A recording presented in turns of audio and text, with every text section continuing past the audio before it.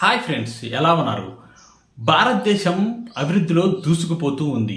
Super power స్థాయిలో ఒకప్పుడు ఒక వెలుగొందిన దేశాలైన జపాన్, జర్మనీ, యూకే లాంటి దేశాల ఆర్థిక వ్యవస్థలు క్షీణిస్తూ ఉంటే భారతదేశ ఆర్థిక వ్యవస్థ మాత్రం సూపర్ స్పీడ్తో దూసుకుపోతుంది.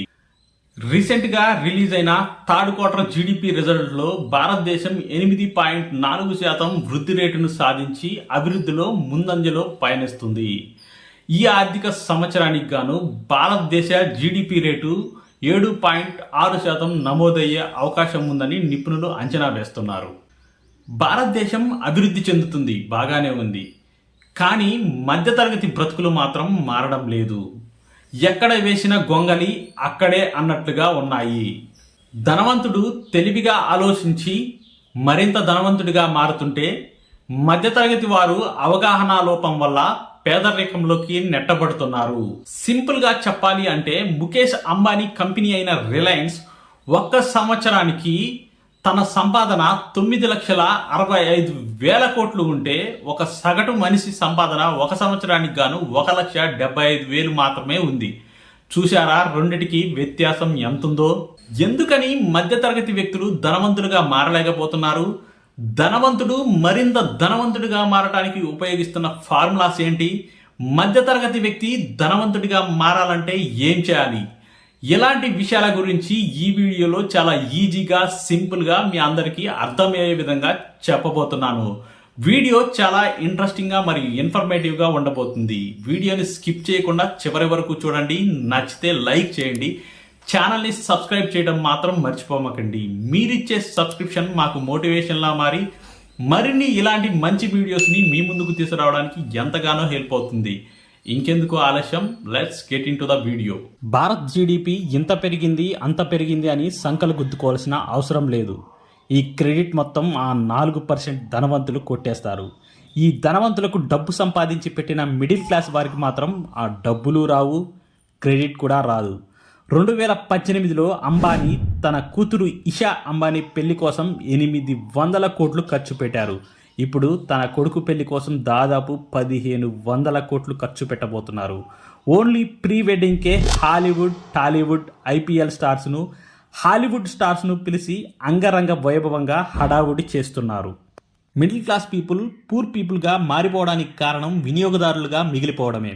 ఇండియాలో 2022 లెక్కల ఆధారంగా 31% మిడిల్ క్లాస్ ప్రజలు ఉన్నారు. అంటే 44 కోట్ల మంది మిడిల్ క్లాస్ ప్రజలు ఉన్నారన్నమాట. మనం ఎన్నో లయబిలిటీస్ను ఆస్తులని కొంటున్నాం. ఉదాహరణకి mobile phones, earphones, Apple watches, sneakers, branded shoes, branded clothes. ఇవన్నీ ఏంటి? ఇవన్నీ లయబిలిటీస్ అంటే వీటి ద్వారా డబ్బులు ఖర్చు కావడమే కానీ పైసా ఆదాయం రాని ఖర్చులు అన్నమాట. కొంతమంది ఈఎంఐలో బట్టలు కొంటున్నారు, కొంతమంది ఈఎంఐలో మేకప్లు వేసుకుంటున్నారు, కొంతమంది క్రెడిట్ కార్డును విచ్చలవిడిగా వాడేస్తున్నారు. ఇవన్నీ మిడిల్ క్లాస్ను ధనవంతులు కాకుండా చేసే ట్రాప్స్ అని తెలుసుకోలేకపోతున్నారు. అంబానీ తన పిల్లల పెళ్లి చేయడానికి 100 కోట్లు ఖర్చు పెడుతున్నాడు. ఆయన డబ్బు ఆయన ఇష్టం వచ్చినట్టు ఖర్చు పెడతాడు. అడగడానికి మీరెవరు, నేనెవరు? థ్యాంక్ గాడ్ ఇంకా పెళ్లి ఇండియాలోనే జరుగుతుంది. దీనివల్ల ఎంతో మంచి జరుగుతుందని చెప్పుకోవచ్చు. ఎందుకంటే ఈ పెళ్లిలో ఎంతో మంది భారతీయులకు ఉపాధి దొరుకుతుంది. ఇక్కడ అంబానీ 2018 నుంచి 2024 కల్లా రిచ్ నుండి రిచెస్ట్ అవుతున్నాడు అనేది క్లియర్గా కనిపిస్తుంది.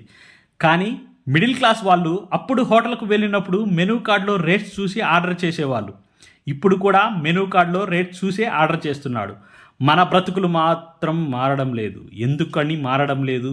ఇక్కడ నేను ముఖేష్ అంబానీని క్రిందకు లాగి మనలాగా అవ్వాలి అని చెప్పడం లేదు. మనం ముఖేష్ అంబానీని చూసి ఏం నేర్చుకోవాలనేది ఆలోచించాలి. అసలు మనం చేస్తున్న తప్పులు ఏంటి?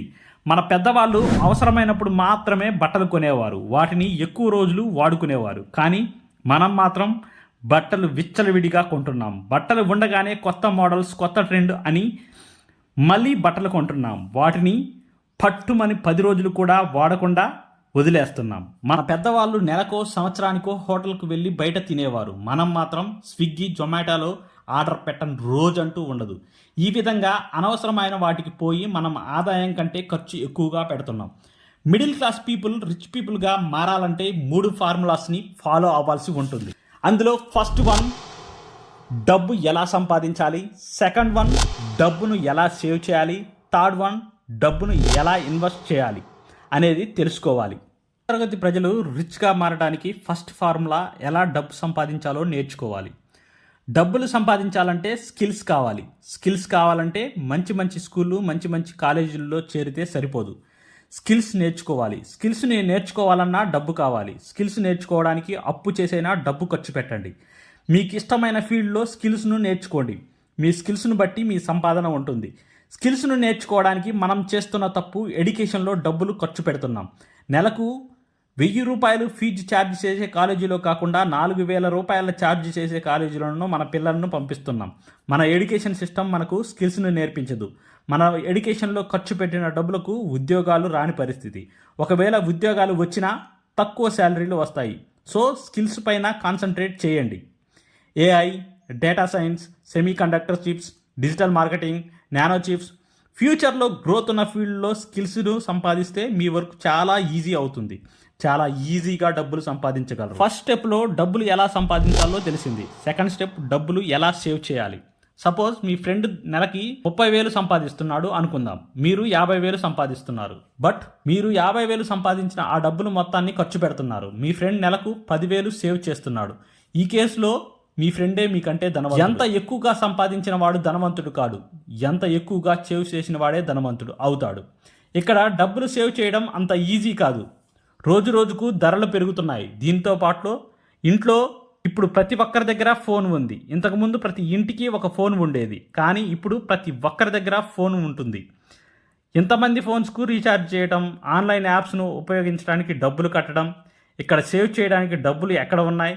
ఇక్కడ ఇంటి లోన్, EMI కట్టడానికి ఒక సగటు మనిషి అర్ధ జీవితం సరిపోతుంది. 1 కోటి రూపాయల లోన్ తీసుకొని ఇల్లు కట్టి 25,000 రెంట్కి ఇస్తే అంతకంటే లాస్ ఉండదు. ఎందుకంటే అదే అమౌంట్ను మ్యూచువల్ ఫండ్స్లో పెడితే 1,00,000 రూపాయల ఇంట్రెస్ట్ వస్తుంది. ప్రెజెంట్ సిచ్యువేషన్లో డబ్బులు సేవ్ చేయడం అంత ఈజీ కాదు. ఖర్చులు తగ్గించుకొని సేవింగ్స్ని పెంచుకోవడం మాత్రం కంపల్సరీ.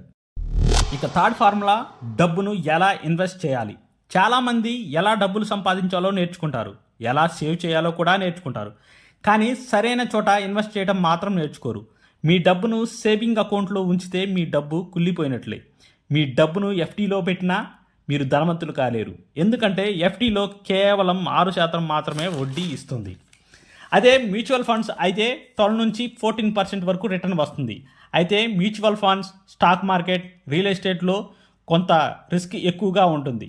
ఈ రిస్క్ తీసుకోవడానికి మిడిల్ క్లాస్ పీపుల్ ఇష్టపడరు. రిచెస్ట్ కావడానికి, మిడిల్ క్లాస్ పూర్ కావడానికి ఉన్న తేడా calculative risk. Rich people calculator రిస్క్తో మ్యూచువల్ ఫండ్స్, స్టాక్స్, రియల్ ఎస్టేట్లో ఇన్వెస్ట్ చేస్తారు. కాబట్టి మనం కూడా క్యాలిక్యులేటివ్ రిస్క్తో మ్యూచువల్ ఫండ్స్, స్టాక్స్, రియల్ ఎస్టేట్లో ఇన్వెస్ట్ చేయాలి. ఈ విధంగా ఈ 3 ఫార్ములాస్ను పాటించి మిడిల్ క్లాస్ పీపుల్ రిచ్ పీపుల్గా మారవచ్చు. ఫైనల్గా చెప్పబోయేది ఏంటంటే, మనం రిచ్ పీపుల్లా బతకడం మానేసి రిచ్ పీపుల్లా ఆలోచించడం స్టార్ట్ చేయాలి. అప్పుడే నువ్వు రిచ్ పీపుల్ కావడానికి అవకాశం ఉంటుంది. ఇది ఫ్రెండ్స్ ఈరోజు వీడియో. మీకు కనుక మా వీడియో నచ్చినట్లయితే లైక్ చేయండి, షేర్ చేయండి, మా ఛానల్ని సబ్స్క్రైబ్ చేయండి. Thanks for watching. This is Guru signing off.